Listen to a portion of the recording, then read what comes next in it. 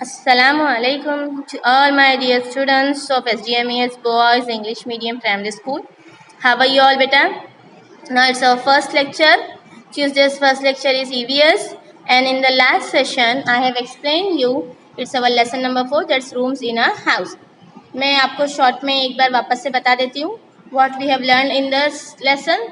We have learned descriptions about all the rooms. हमने describe कर दिया पूरा कि हर रूम्स जो होते हैं उन्हें हम क्या नाम से बुलाते हैं और उन रूम्स में हम क्या क्या एक्टिविटीज़ परफॉर्म करते हैं. We just take a short recall concept. That's a bedroom. अब बेडरूम किस चीज़ के लिए यूज़ होता है? For the purpose of sleeping, taking a rest, we use a bedroom. हम बेडरूम में आराम करते हैं. अब कोई ये नहीं कह सकता कि भाई नहीं मैम बेडरूम में आराम नहीं है, बेडरूम में तो हम पकाते हैं. ऐसा नहीं है, राइट. हर रूम का अपना अपना स्पेसिफिक फंक्शनिंग है. So bedroom is use for sleeping, kitchen is use for cooking work,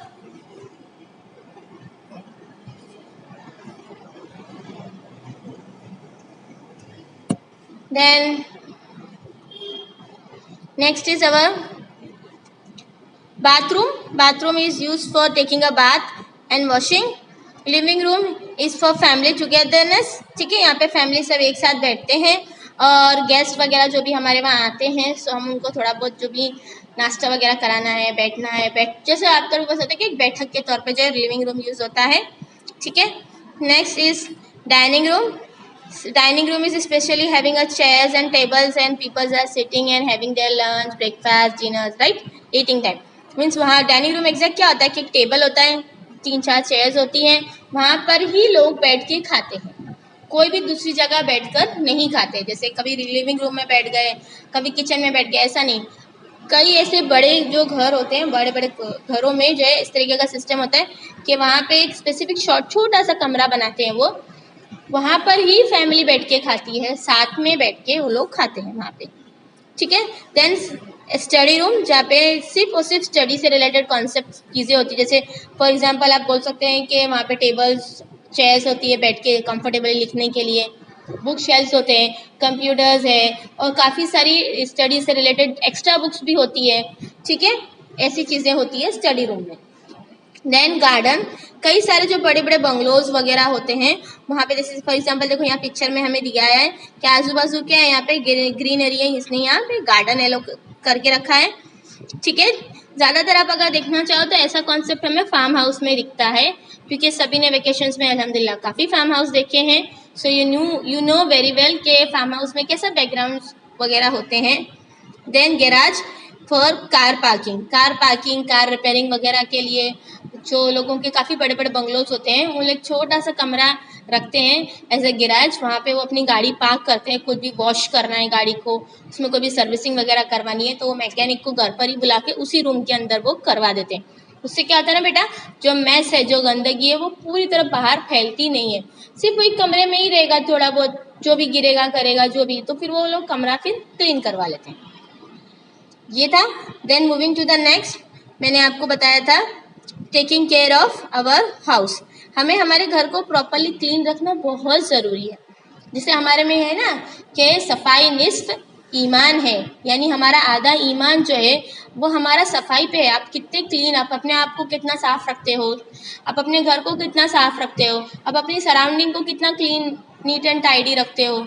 ठीक है, इसके ऊपर ही हमारा इस्लाम है कि आप कितना. और ऐसा ही नहीं कि सिर्फ आपका दिखना, आपकी ज़बान भी साफ़ होनी चाहिए, आपका बोलने का लहजा साफ़ होना चाहिए. आप इस तरीके की टोंटिंग में ना बात करें कि किसी को हर्ट हो. ये सब चीज़ें भी ध्यान रखनी होती है. तो वैसे ही जो है, जैसे हम हमारी खुद की क्लीनिनेस पे ध्यान रखते हैं वैसे हमें हमारे घर क्लीनिनेस पे भी ध्यान रखना है, क्योंकि जितना नीट एंड टाइडी घर हमारा होगा उतना हम जो है कई किस्म की जो है हार्मफुल जो बीमारियां हैं जो हमें नुकसान करती हैं उन चीज़ों से हम बच सकते हैं. फिर मैंने कॉन्सेप्ट रिकॉल लिया था जिसमें मैंने आपको शॉर्ट में अभी वापस से बता ही दिया है रूम बेडरूम्स के बारे में. Now start going to the new concept. हम जो आज का नया जो हम आज सीख रहे हैं वो है हमारा आज के hard words. Students, you have to write all the hard words one time in your notebook. Okay, so first you have to put the date. Okay, lesson name, number, hard words यहाँ मैंने सिर्फ heading दी है one time, you no need to write one time. ये one time आपको करना नहीं है, सिर्फ आपको हार्ड वर्ड्स और ये सारे एक टाइम लिख देने। मैंने इसके लिए स्पेसिफाई करा है तो आपको समझ में आ सके। Number 1 is bedroom, BED bed, ROOMS rooms, bedrooms. Second is kitchen, KITCHEN kitchen. Third is bathroom, BATHROOM bathroom. 4 is living room, LIVING living, ROOM room, living room. 5th is dining room, DINING dining, ROOM room, dining room. 6th is study, STUDY study. 7 is garden, GARDENS gardens. 8 is garage, GARAGE garage, sorry garage ही बोलते इसको, garage. 9 is mopping, MOPPING mopping. 10 is electricity, ELECTRICITY electricity. 11 is cheerful, CHEER chair, FUL full cheerful. So ये आपको just आपकी notebook में one time लिख लेना है। Then moving to the next, these concept you have to done only in your cherry book. नहीं लिखना है बेटा नोटबुक में, ये चीज़ आपको बिल्कुल नहीं लिखनी है, ठीक है। इसके लिए मैं आपको आपके टेक्स्ट बुक में ही एक्सप्लेन कर रही हूँ। क्या है ये? Write T for true and F for false. Number 1, we sleep in the kitchen, हम किचन में सोते हैं। No, so we write false, F over here जो बॉक्स में दिया है, ठीक है, बॉक्स जो प्रोवाइड है हमें वहाँ लिखना है। Number 2, the family gets together in the living room, living room यानी जो हॉल है वहाँ पे पूरी फैमिली गेट टुगेदर होती है, सब साथ में बैठते हैं और बातें करते हैं, शेयर करते हैं अपनी चीज़ें। तो हाँ, ट्रू, दैट्स ट्रू, तो इसके लिए T लिखेंगे। Number 3, we work in the study, true, हमें काफ़ी हार्ड वर्क करना पड़ता है, अगर हमें स्टडी करना है तो हमें काफ़ी मेहनत करनी है। Number 4, we have a bath in the dining room, हम डाइनिंग रूम खाने के रूम के अंदर बैठ के नहाते हैं। No, we having a bath in the bathroom, so ये स्टेटमेंट फॉल्स है, तो हम F लिखेंगे। Then number 5, we should keep our things in place, that's true, अगर आप अपनी सारी चीज़ें प्रॉपर प्लेस पे रखोगे तो आपका घर बहुत ज़्यादा नीट एंड टाइडी लगेगा, नहीं तो अदरवाइज वो बहुत ही ज़्यादा मेसी लगेगा, यानी बिखरा पड़ा। Second is fill in the blanks, we do different things in different rooms, right, हम अलग अलग काम अलग अलग कमरों में करते हैं। Number 2, the room where we sleep is bedroom, जहाँ पर हम सोते हैं उसे हम क्या कहते हैं? बेडरूम।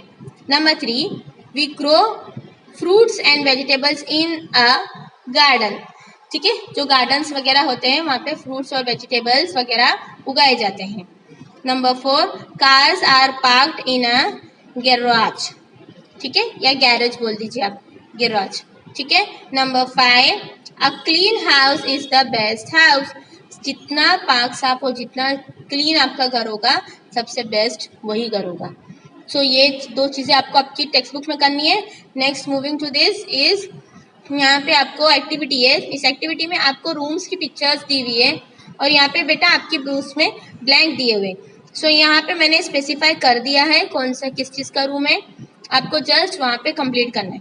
जैसे दिस इज द बेडरूम, जैसे देखो फॉर एग्जांपल यहाँ से एंट्रेंस है, एंट्रेंस के बाद सबसे पहला हमारा लिविंग रूम है, इससे टर्न लेने के बाद हमारा यहाँ बेडरूम है, वहाँ से जाते हैं तो आता है स्टडी रूम, वहाँ से तीन दरवाजे देखो यहाँ 1 2 3, एक आता है हमारा किचन की तरफ, एक जा रहा है हमारा बाथरूम की तरफ और एक जा रहा है हमारा बेडरूम की तरफ। ओके बेटा, तो यहाँ पे हमारा टेक्स्ट बुक कंटेंट फिनिश हो जाता है।